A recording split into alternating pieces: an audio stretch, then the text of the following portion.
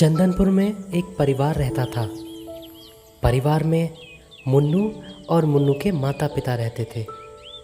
वो बहुत ही खुशहाल परिवार था।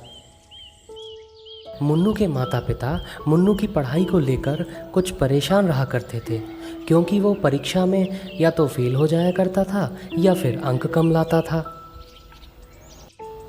स्कूल से आने के बाद या तो वो खेल में लग जाया करता या फिर कोई और काम करने लगता, मगर वो पढ़ाई नहीं करता था।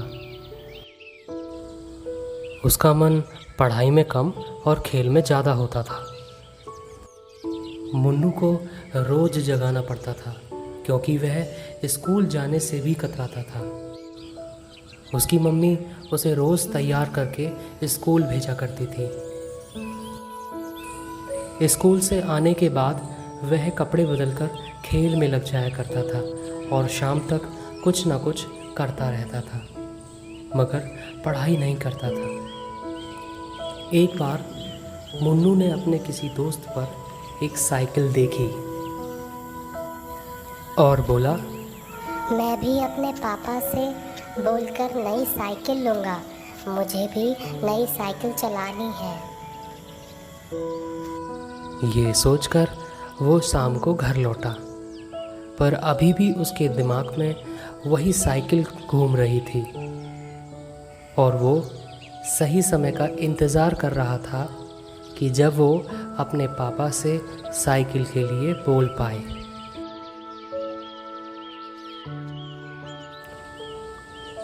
कुछ समय बाद वो सब खाना खाने बैठे, तब मुन्नू ने हिम्मत करके अपने पापा से कहा, पापा, मेरे सारे दोस्त के पास साइकिल है, मुझे भी साइकिल दिला दो।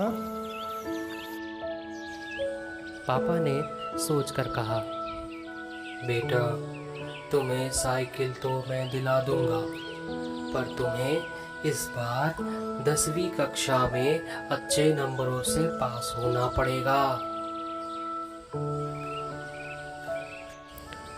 मुन्नू ये सब सुनकर वहाँ से चला गया और सोचने लगा, मेरा तो पढ़ाई में मन ही नहीं लगता, तो मैं कैसे पास हो जाऊंगा। लगता है मुझे मेरी साइकिल नहीं मिलेगी। ये सोचकर वो सो गया। अगले दिन सुबह वो रोज़ की तरह स्कूल के लिए तैयार होकर चला गया। वहाँ से लौटते समय रास्ते में एक साधु बाबा मिले। मुन्नू ने उन्हें देखा। देखकर वो उनके पास गया और बोला, बाबा जी, मेरा पढ़ाई में मन नहीं लगता और पापा कहते हैं कि जब तक तुम 10वीं कक्षा में अच्छे नंबर नहीं लाओगे तब तक मैं तुम्हें साइकिल नहीं दिलाऊंगा। और बाबा जी, मुझे साइकिल लेनी है, आप ही बताइए मैं क्या करूं। साधु बाबा सब समझ चुके थे और उन्होंने अपने पास कुछ बांधकर उसे दे दिया और कहा, बेटा, इसे हमेशा अपने पास रखना और तुम्हें एक बात का ध्यान भी रखना है। ये जादुई यंत्र है, ये तभी काम करेगा जब तुम सुबह समय से स्कूल के लिए तैयार होगे और अपनी पढ़ाई पर ध्यान दोगे। मुन्नू वो यंत्र पाकर बहुत खुश हुआ और वहाँ से चला गया।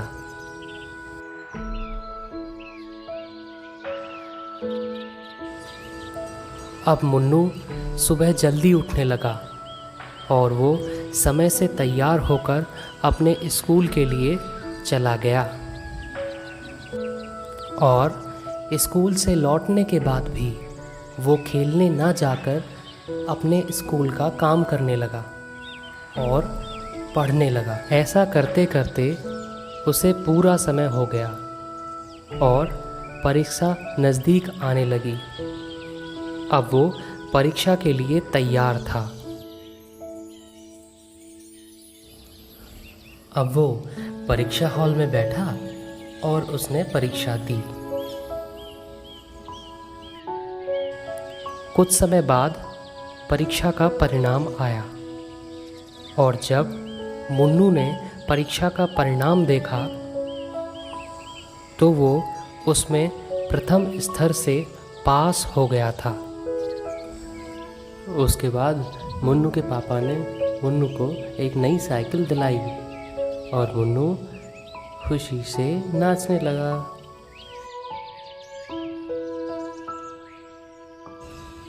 तभी वो साइकिल लेकर पार्क में घूमने चला गया। आगे चलकर उसे उन साधु बाबा की याद आई और बोला, मुझे उन साधु बाबा का शुक्रिया अदा करना चाहिए। उन्हीं के दिए हुए यंत्र से ही तो मैं आज पास हो पाया और मुझे ये साइकिल मिली। इतना कहकर वो साधु बाबा की तरफ चल दिया।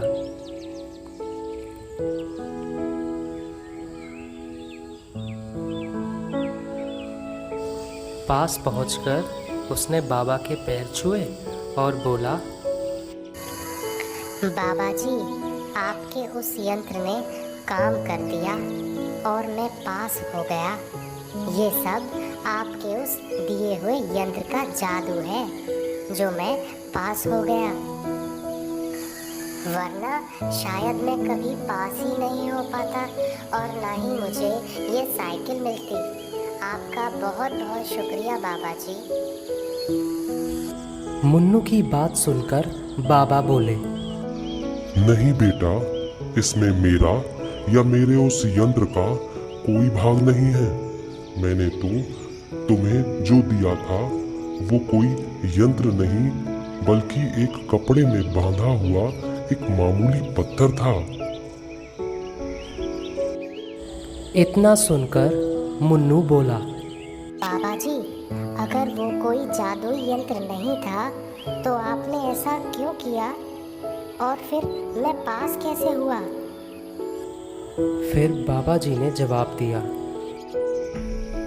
बेटा, अगर मैं ऐसा ना करता या तुमसे सिर्फ ये कहता कि तुम पढ़ लो, पास हो जाओगे, तो तुम मेरी बात नहीं मानते।